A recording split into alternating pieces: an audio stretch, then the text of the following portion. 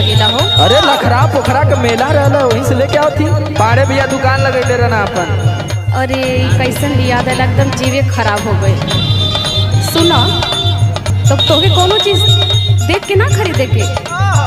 अरे पागल औ नथुनी बोरवा वाले के बैठ के खात रहना कने ऐसे ले ला, लेकिन अब ना एक नंबर का वीआईपी चीज लेके जाई, ताकि हमार भी मेहरारू एक साल से कहत है जिलेबी जिलेबी जिलेबी।